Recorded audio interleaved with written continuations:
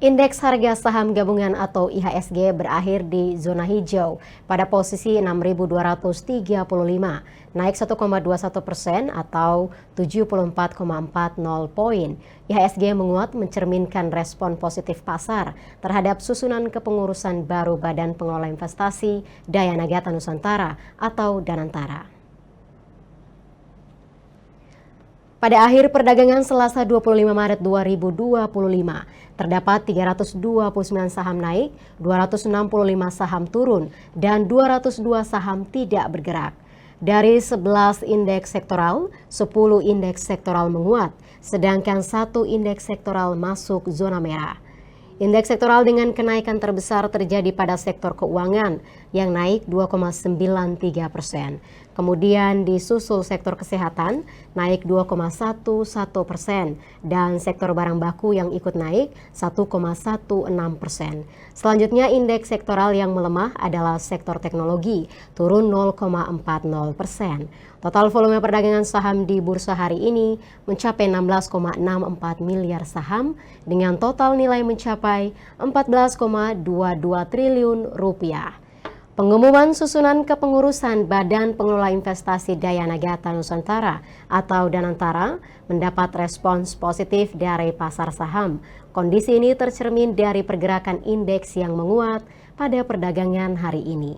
Lantas sejauh mana IHSG akan terus bergeliat?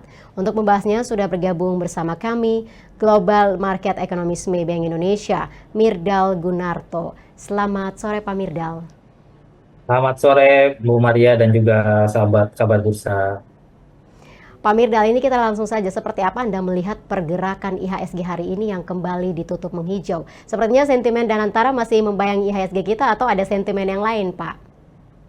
Ya, kalau saya lihat sih pertama dari sisi global terlebih dahulu ya, Bu Maria dan juga sahabat kabar bursa, karena kalau kita lihat dari sisi global kondisinya memang sudah mulai lumayan melunak ya, terutama dari sisi tensi perang dagang antara Amerika Serikat dengan negara mitra dagang utamanya. Dan kelihatannya ini juga memberikan pengaruh positif buat para investor global untuk kembali masuk ke negara emerging market yang memiliki tingkat risk appetite yang saat ini kalau kita lihat sih mulai kembali mengalami kenaikan. Dan di sisi yang lain kalau kita lihat dari sisi domestik memang dalam beberapa hari terakhir ada investor yang profit taking terutama karena menjelang liburan, ditambah lagi juga ada sentimen berbagai yang mewarnai domestik ya seperti permasalahan terkait dengan adanya kabar mengenai demonstrasi, pengangguran yang mengalami lonjakan ya. Lalu juga dari sisi yang lain juga kalau kita lihat juga laporan mengenai pembentukan tim dan antara ini kelihatannya kalau kita lihat sih sudah mulai surut dan beberapa emiten juga kalau kita lihat terutama yang berkategori valuasi bagus dengan masuk ke kriteria blue chip ini juga sudah mulai didatangi kembali oleh para investor hingga kalau kita lihat pada saat hari ini ya dari sisi IHSG sudah kembali mengalami rebound ya walaupun memang reboundnya tidak sekencang dari posisi drop dalam beberapa hari terakhir. Tapi ini setidaknya memberikan sinyal yang positif ya, Bunia dan juga rekan-rekan kabar bursa ya untuk perkembangan dari sisi IHSG ke depannya. Mungkin dari sisi itu dulu sih Bu Maria. Baik Pak Mirdal, apakah investor juga melihat peluang dalam pengelolaan aset BUMN mengingatkan peran BUMN ini yang signifikan dalam perekonomian nasional? Bagaimana analisis Anda terkait hal ini? Ya, kalau kita lihat ya dari pengelolaan BUMN dengan Under Danantara cukup menjanjikan ya sebenarnya karena dengan Danantara tentu kalau kita lihat eh, kapasitasnya untuk investasi bisa menjadi lebih besar. Tentu ini juga diharapkan bisa memberikan efektivitas Indonesia dalam melakukan investasi dan harapannya tentu dari sisi I-Core indikatornya itu juga semakin lebih rendah ya atau lebih menurun lagi dan tentunya ini kita harapkan juga pada akhirnya akan memberikan kontribusi terhadap perekonomian. Dan di sisi yang lain juga kalau kita lihat dari tim yang tergabung dalam Danantara ini banyak sekali tokoh-tokoh global yang memang sudah banyak merasakan asam garam untuk industri keuangan seperti di Wall Street ya ataupun juga di segmen Asia kita bisa lihat kemarin ada Thaksin Shinawatra yang memang dalam periode pemerintahan beliau juga sempat memberikan pengaruh yang cukup baik untuk perekonomian Thailand. lalu juga ada investor kawakan seperti Ray Dalio ini yang kita harapkan dari sisi Danantara juga bisa memberikan pengaruh yang positif ya untuk investasi secara global, dan pada akhirnya dengan Danantara yang terkelola dengan baik ini tentunya juga akan memberikan pengaruh dari sisi GCG ataupun juga dari sisi aspek penanganan secara profesional untuk BUMN di Indonesia. Dan kita harapkan keterbukaan juga tidak hanya berlaku untuk dari sisi aspek internal ataupun juga dari sisi government side, tapi juga bisa terbuka dari pengelolaan untuk keterbukaan dari sisi global ya. Jadi para investor global ataupun juga lembaga rating ataupun juga lembaga terkait dengan valuasi juga kelihatannya akan lebih memonitor lagi BUMN melalui Danantara. Dan ini yang kita harapkan sebagai sinyal yang cukup bagus ya untuk BUMN ataupun juga Danantara secara keseluruhan untuk pengelolaan BUMN ke depannya. Ini itu dulu sih Bu Maria. Baik Pak Mirna, ini kan kita lihat bahwa 10 sektor menguat tapi satu sektor itu menjadi pemberat IHSG, yaitu sektor teknologi. Ini sebenarnya apa yang menjadi penyebabnya Pak? Ya, untuk sektor teknologi memang sektor ini kalau saya lihat cukup sensitif ya terhadap pergerakan nilai rupiah karena sektor ini banyak mengambil bahan baku juga kelihatannya dari luar negeri ya.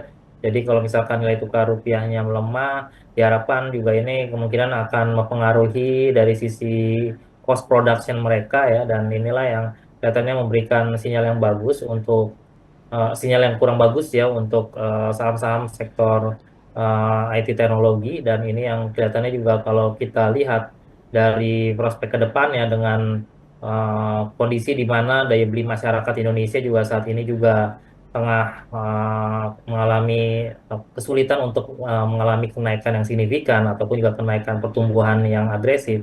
Kita lihat ini dampaknya juga terkena untuk komoditas yang memang termasuk dalam komoditas bukan berkategori primer ya, yaitu komoditas berkategori sekunder ataupun juga tersier. Dan sektor ini makanya kenapa dalam hari ini kalau kita lihat responnya relatif negatif ya Bu Maria dan juga sahabat kabar bursa. Pak Mirna, satu lagi pertanyaan terakhir, ini bagaimana dengan IHSG esok hari? Mungkin Anda bisa memberikan sedikit rekomendasinya kepada sahabat kabar bursa. Ya, jadi kalau untuk IHSG ya, Bu Maria dan juga sahabat kabar bursa, memang saat ini kalau kita lihat masih sangat volatile ya. Kemungkinan volatilitas masih akan terus terjadi di IHSG kita, as long as perang tarif antara Amerika Serikat dengan negara-negara partner dagangnya masih terus berlangsung. Belum ada kepastian dari Trump kapan mereka akan melakukan kebijakan kenaikan tarif ya, walaupun jadwalnya itu akan terjadi pada tanggal 2 April, dan ini juga kemungkinan pada saat periode kita libur panjang ya. Jadi ya ada kemungkinan para pelaku pasar juga akan mengambil langkah aman sebelum mereka melakukan aktivitas liburan, mereka jual dulu, ataupun juga kalaupun mereka ingin melakukan aktivitas belinya juga kemungkinan untuk orientasi jangka pendek, ataupun juga kalaupun mereka ingin masuk ke saham yang sudah berkategori murah karena sudah banyak terdiskon, ini yang kemungkinan akan mereka masuki dari sisi investment. Tapi kalau dari sisi strateginya memang untuk saat ini orientasinya untuk investasi adalah jangka pendek, dan mereka juga tidak segan untuk melakukan sell on rally ataupun juga kalau kita lihat untuk realisasikan keuntungan di saat kondisi dari sisi global masih belum kondusif. Sementara dari sisi domestik ya mereka juga dari sisi investor juga kemungkinan masih akan meninjau ya dari progres terkait dengan mudik kali ini, apakah mudiknya berlangsung kondusif atau tidak, apakah mudiknya itu penuh dengan daya beli yang meningkat. Kalau misalkan kondisinya seperti itu, tentunya ini akan memberikan sentimen positif untuk IHSG kita. Walaupun memang untuk periode nanti ini kelihatannya liburnya cukup panjang ya, jadi dari sisi para pelaku pasar pasti akan mengambil langkah aman, dan kalaupun ingin melakukan aksi beli atau melakukan aksi koleksi saham-saham, kemudian mereka akan menerapkan strategi buy on weakness. Dan untuk pilihannya, kalau kita lihat untuk strategi terkait dengan timing Lebaran, tentunya kita lihat ya ada beberapa emiten yang cukup menarik ya. Kalau dari emiten pangan, tentu Indofood, ICBP, ataupun juga Mayora ini kelihatannya juga cukup menarik. Lalu juga emiten untuk sektor terkait dengan transportasi, mungkin ada Kalau kita lihat dari IPCC ya, ini juga kelihatannya cukup menarik, emiten pelabuhan ya. Ini juga kalau saya lihat juga valuasinya juga cukup baik dan dari sisi trennya juga saat ini trennya terus meningkat ya, walaupun ada pressure tapi kelihatan IPCC ini kebal dari pressure cukup bagus. Lalu juga ada highs ya, ini juga kalau saya lihat juga sudah mulai balik badan ya. Dan lalu juga ada WH, ini emiten transportasi darat ya, kelihatannya juga harusnya ada momentum secara musiman juga emiten ini biasanya mengalami kenaikan menjelang hari raya ya ataupun juga libur lebaran. Sementara kalau untuk emiten-emiten lain tentu dari sisi investor juga mereka akan mencari dari sisi emiten yang memiliki valuasi sudah cukup murah ya. Pilihan saya sih kelihatan dari BBRI ini sangat menarik sekali, lalu juga BBNI juga kalau saya lihat juga sangat menarik juga, lalu juga ada Telkom, lalu juga ada Astra Auto Parts ya, ini juga auto ya, ini juga cukup menarik.